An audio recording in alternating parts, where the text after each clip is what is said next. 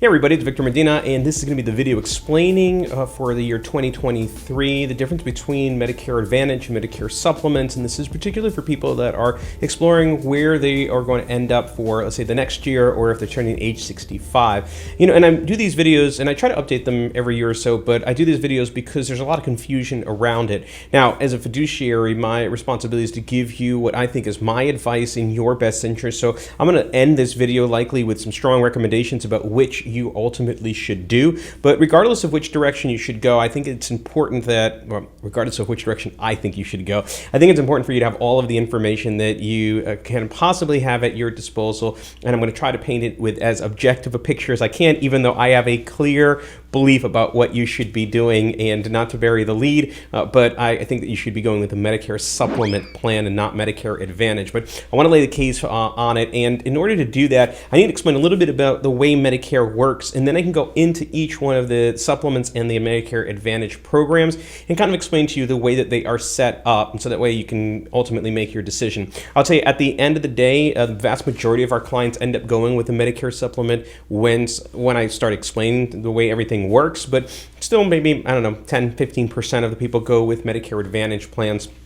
Regardless of which direction you go, let us know. We can definitely put you in touch with people that can help. We have a contact that will do Medicare supplement plans in-house for our clients. Work directly with them, and then we can refer it out for Medicare Advantage plans because we actually don't do those a little bit. So I've already told you that we're going to do Medicare supplement plans, so it wouldn't make sense for us to do Medicare Advantage in the office since I don't believe in them, and I don't think that they're right for a client. But regardless of it, let's go ahead and explain the way all of this works so that you have a good idea of it. In order to do that, I'm going to go into the whiteboard. Now, in order to understand the way that Medicare works and the way the Medicare Advantage versus supplement works, we're going to have to understand generally, this is a whole situation about whether or not you're going to pay now or are you going to pay later. Regardless of which direction you go, you're going to pay something off of it. There's nothing for free, and certainly healthcare is part of the discussion of what's not for free in the world. So let's go ahead and let's talk about the different parts about Medicare, because it's important to understand that once we try to decide which direction are we going to be going.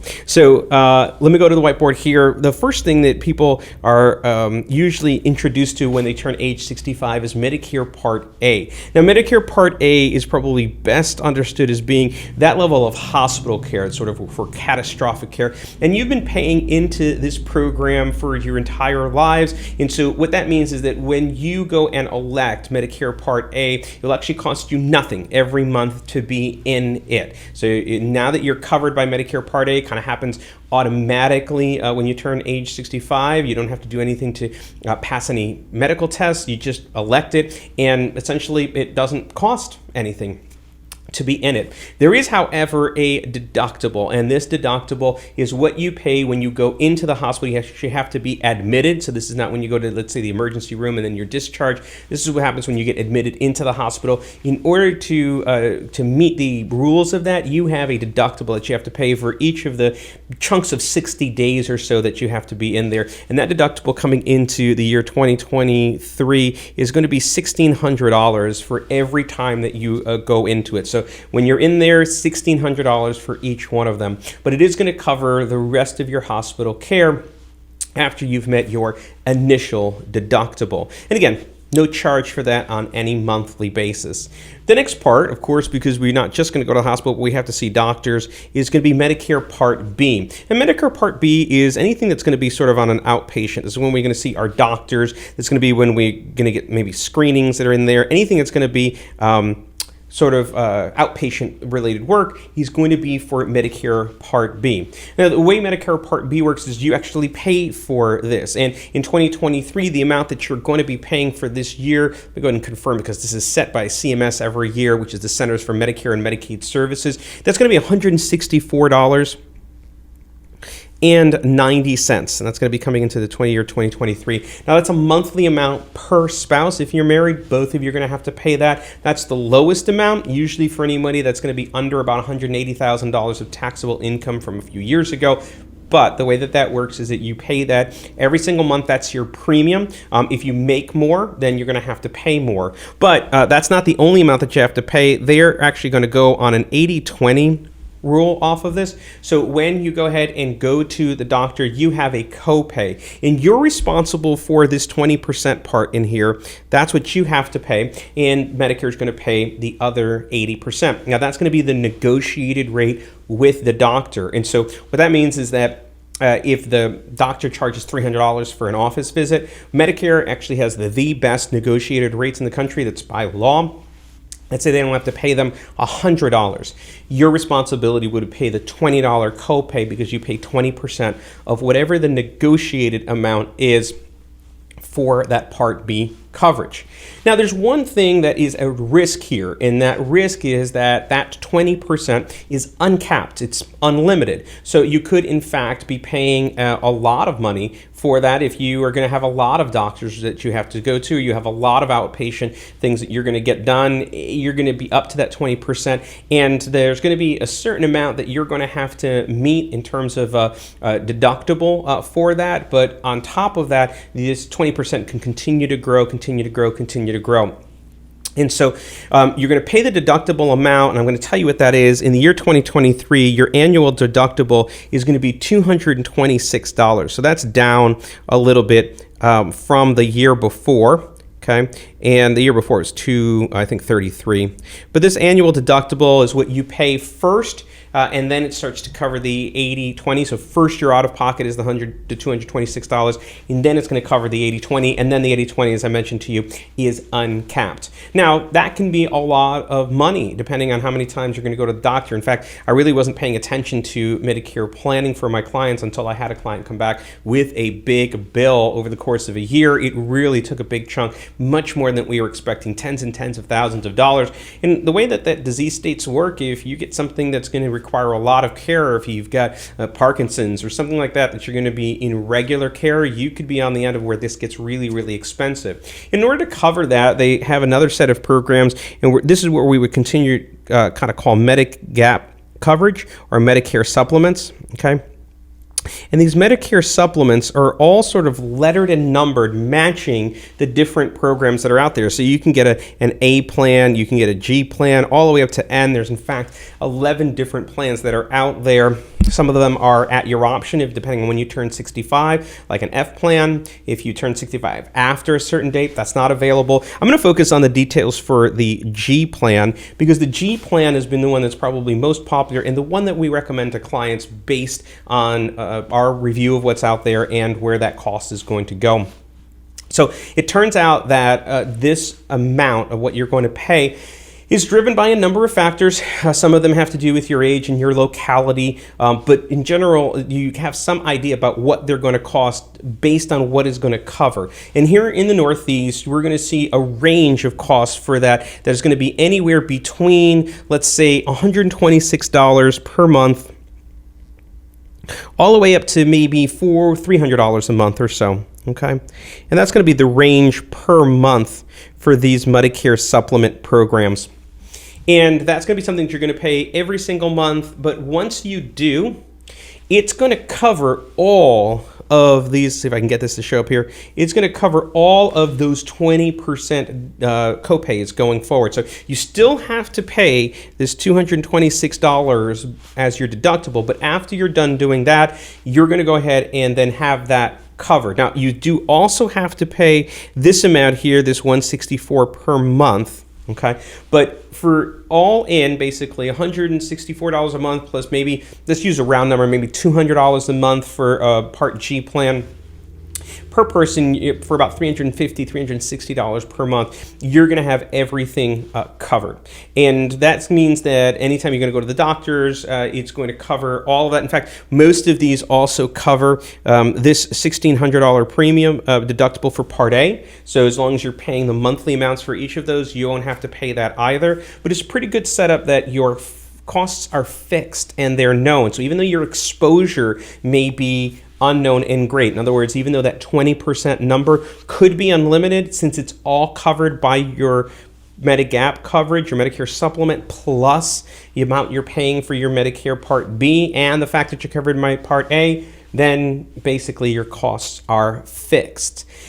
Now, that's not all of your healthcare costs, because there is an area that isn't fixed, and that's when you need your prescription coverage, which is also known as Part D. So this is our prescription coverage. Now, for you to do that every year or so, in open enrollment from mid-October to the beginning of December, you go to Medicare.gov and you put in your list of your prescriptions, because that's what kind of changes. And what it'll actually tell you is what is the best plan for you. Now, here's what's important, is that I'm going to kind of draw a line here in between the two, this green line.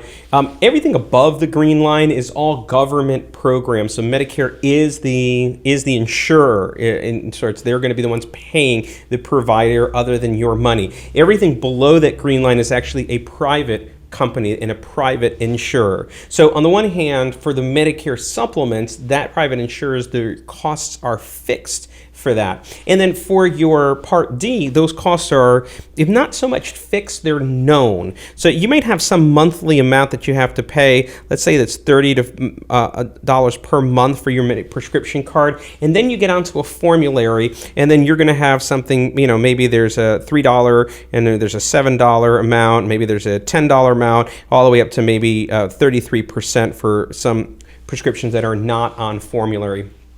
So your prescription costs are going to vary based on which prescriptions you're getting, but you'll know going in how much you're going to have to pay, and you can sort of calculate what it looks like.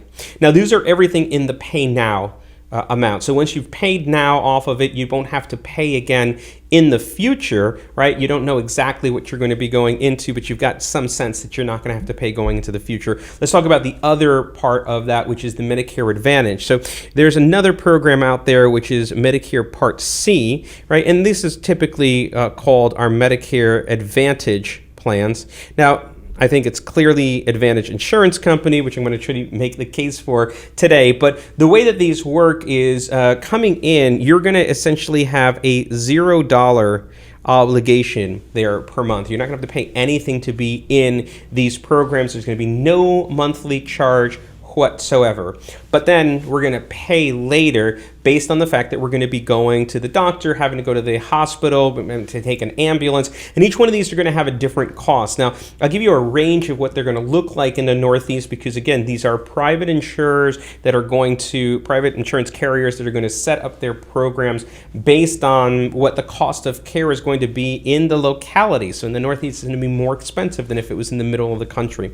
So if you're going to go see your primary care physician, you might go ahead and spend maybe $45 for every visit that you're going to go for there. If you're going to see a specialist, that might go up to $75. If you need an ambulance, that ambulance might be $300 a ride, okay? And if you end up going to the emergency room, you might also pay, let's say, $300, for that visit or per day. And it'll go up from there, $800 for hearing aids or whatnot. There's going to be a maximum that you're going to have to pay based on the program that you're in. And so it's going to differ whether you're in network versus if you're out of network. Okay, so in network, you might say that you're going to pay, and I took some lookers around here, you might have a maximum of about $6,700.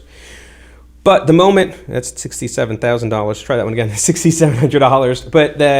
But then if you go out of network, then it's going to jump up. So you might pay as much as $10,000 out of network, okay? And that's going to be per spouse. So if you're out traveling, for example, you're going to go ahead and each spouse might have to pay up to $10,000 as part of the annual deductible, the maximum going in. Now, the difference between these two is that when we're in the Medicare Supplement program, let's come over here. We're inside the Medicare Supplement program. What you find is that all of the providers for any Medicare in the country are going to be in network for that. So you can basically go to any doctor. About 85% of the physicians, hospitals are all Medicare qualified. So you're not going to be restricted too much from going to see whoever you want. When you're in the Medicare Advantage, that's a managed healthcare program, and they're going to say to you who's in network versus who's out of network. And in order to sort of induce you to be able to go forward with their planning, they're going to give you some additional options in here. First thing is that many of these programs are also going to cover Part D. So you won't pay for anything, and now you don't have to pay your premiums, your monthly amount for your Part D. You just have to pay for your prescription costs. But again, it's a formulary that they've designed, and once you're with Medicare Advantage, it's going to be whatever their plans are. It's not as flexible as going from year to year, picking a new Part D provider. You're sort of stuck with that health insurance provider for the Medicare Advantage. And they're going to try to sweeten the pot as well. So they're going to give you, for example, maybe gym memberships that are going to be included, or there's going to be other fringe benefits to try to induce you to go in here. And you got to think to yourself, why? Why is it that this deal seems so good? Who's paying for it? What does it cost? Well, the good news is that the federal government is going to send them just about $1,000 a month. Okay, they're going to send them about $1,000 a month to cover your care. So they're going to receive $1,000, and with that $1,000, they got to provide for you everything that you normally have to provide, including the amount above and beyond whatever your copays don't cover when they negotiate with their providers about who's in network, who's out of network. If that network ends up, if a doctor in that network doesn't like the deal with that health insurance any longer, then they could decide to leave, and all of a sudden you've got to change doctors, because the whole goal of the Medicare Advantage program is like any other insurance program, is to take in more dollars and pay out less dollars, and that's how they make their profit. So when we start to think about where the money is going, that $1,000 or so per month that they're receiving is supposed to cover all of your care. Couple of things though, you are still responsible along the way to continue to pay for your $164 per month, right? So you're going to come in here and you're still going to have to pay your $164.90 per month, or whatever that is. And then you're going to have to pay the money on top of it. So when we compare the way the different programs work, what you're basically looking at is having to pay nothing for this $126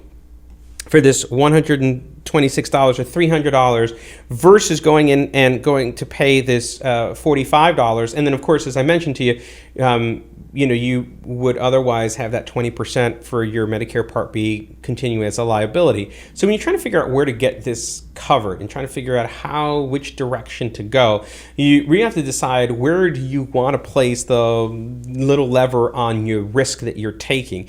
And I believe that you should have your costs essentially fixed. You should be able to control for them. And so if you go into a Medicare Part B plus the supplement program, going in for maybe $400 a month or so, $350 a month, you're going to have all of your health care essentially covered, right? Just about that amount or so. If you go into the Medicare Advantage side, while there'll be nothing out of pocket, you're going to have an upper sort of exposure on this, where you could be paying up to $6,700 a year, up to $10,000 a year if you're in or out of network, and you don't have as much flexibility or choice. Now, why is this such an important topic to go through, especially as you're turning age 65? Well, the reason for that is your easiest decision, the one that you can make however you want when you turn 65, is when you turn 65. You can choose which path to go.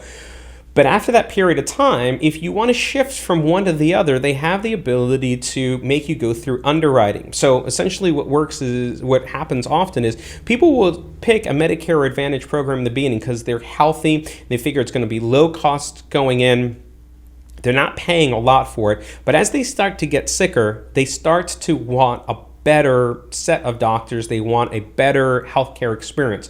Then they're going to go and try to shift into another program. Let's say go ahead and go back into Part A, Part B with a supplement. But as they're getting sicker, they may not meet underwriting, which means that their exposure for how much they're going to pay is going to be maybe at the top of that in network, if they stay entirely in network, or if they start to go out of network, or they're essentially linked to just seeing the doctors that are inside of that, they're going to end up having to pay more and more as they get older and older. So I like some form of certainty in controlling costs, even if it doesn't optimize it in the short term. I like thinking sort of down in the future and try to figure out, hey, what is this going to look like and how can we help best control for our clients?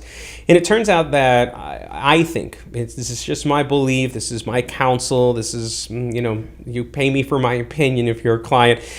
My belief is that you're better suited fixing your costs by being in Medicare Part A and Part B than finding a Medigap or a Medicare Supplement, usually a Part G plan, and then getting your prescriptions and basically kind of rolling those together. By the way, some of those G plans can have some higher deductibles. There's a little bit more massaging in there. We'll talk a little bit about that when we talk in detail about your circumstance, or you can work with our contacts to make sure it's done correctly.